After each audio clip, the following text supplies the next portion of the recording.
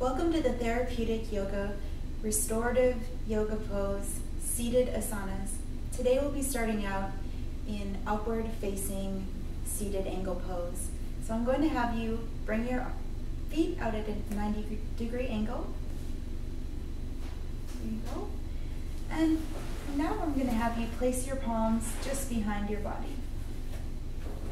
Okay? From here we want to roll our shoulders up and back, squeezing our shoulder blades together. And now from here, this is a little bit of a back bend, so we want to tip the chin just slightly up toward the ceiling. For those who have greater flexibility, they are free to walk their hands a little bit farther back. And depending on the flexibility of the cervical spine, they can continue to tilt their chin upward until they're facing the ceiling. All right, the next pose we'll come into is side split. So we can walk forward. So this is also called middle or straddle splits. So again, this is another hip opener, but it's actually a seated forward fold.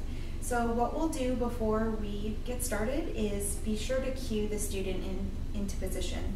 So we want to have the feet flexed. And we also, again, want to make sure there's a very straight elongation in the spine. So to cue for that, we can roll those shoulders back, squeezing the shoulder blades together. That helps to externally rotate the entire front body. And from here, we want to draw the crown of our head up toward the ceiling. That creates lots of length in the spine. Now from here, just like our hips are a hinge, we're going to hinge straight forward. Reaching the arms out, and you can walk the hands out to your degree. For those who want a deeper stretch in the neck, they can just let their head hang. If you have limited flexibility in the upper thoracic spine or even cervical spine, you can always look toward the far end of the mat or just a little bit forward if this forward hang of the neck is a little bit too much the cervical spine.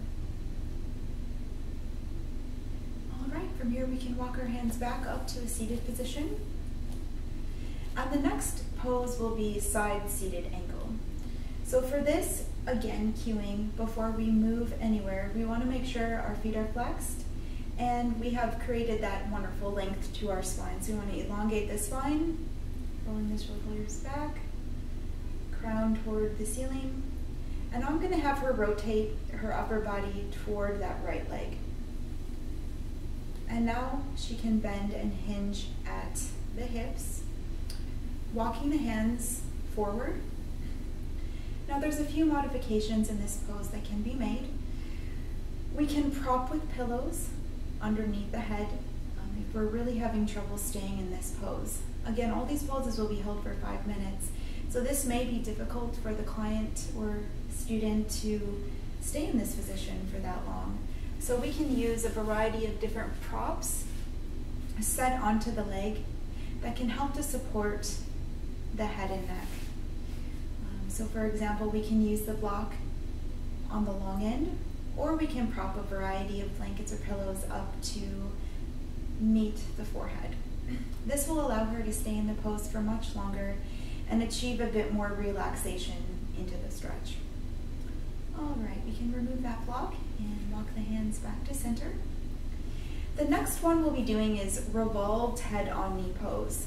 Now this is a very challenging pose for those who may have limited flexibility in the hips and also limited flexibility through the rotation of the upper thoracic spine.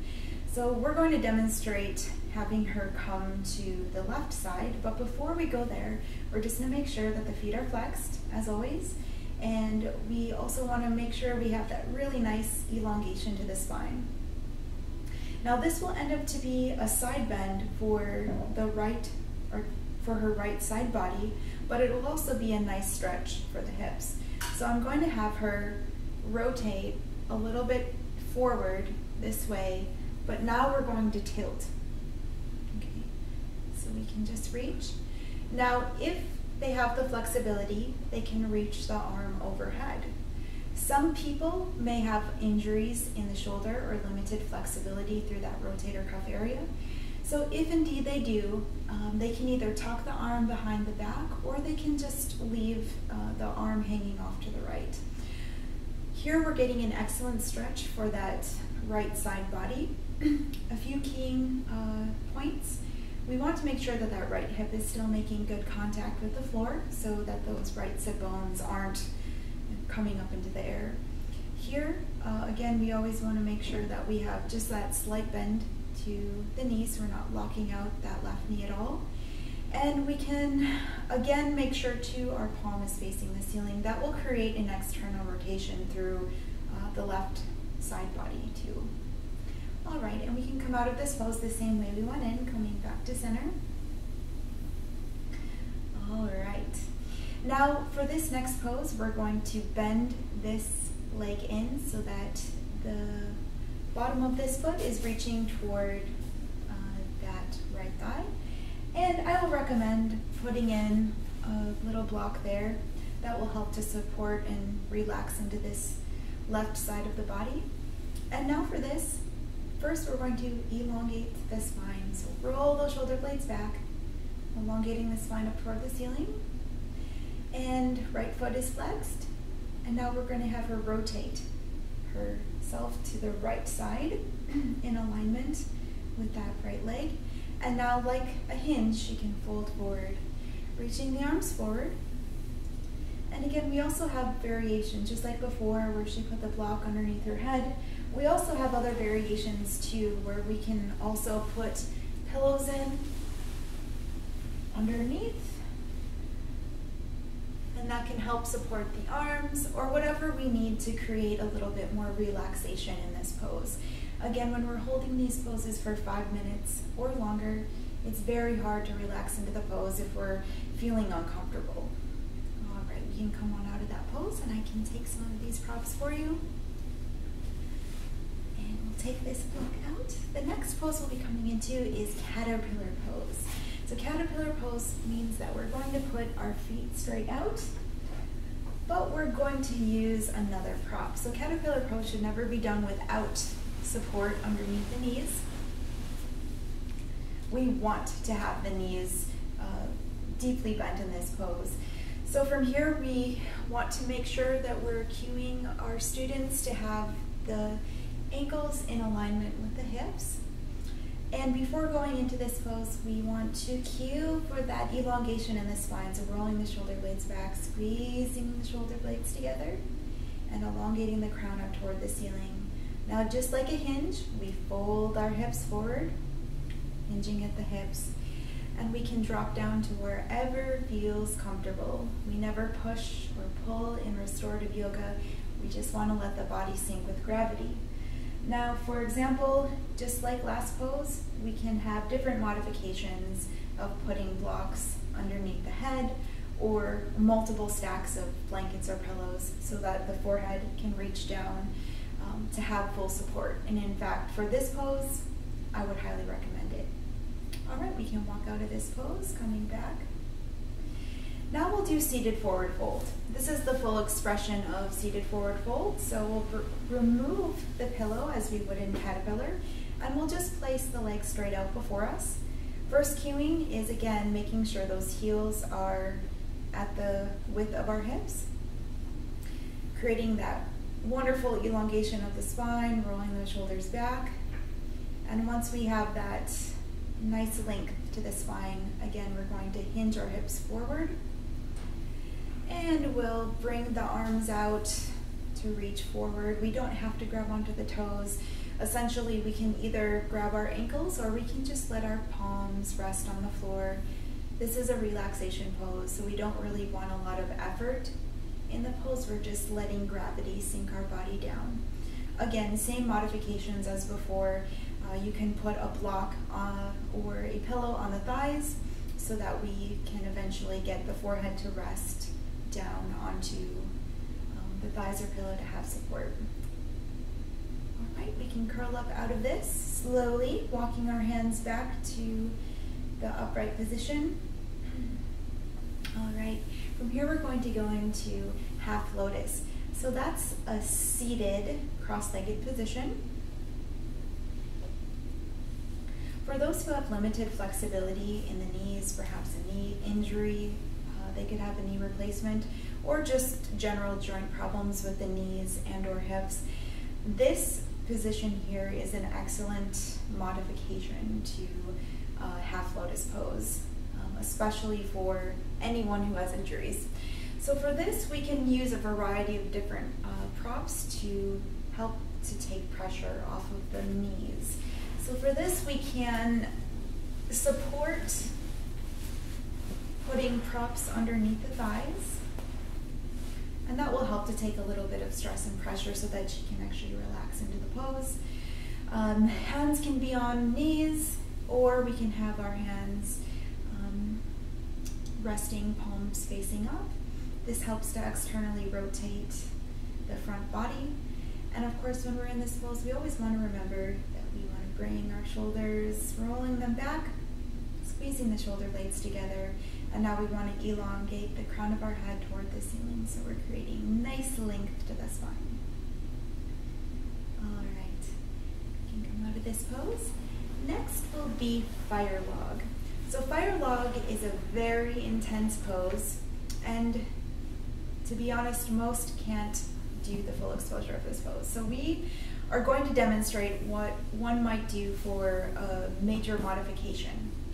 So what we'll do is we're going to use a block to create support for this pose.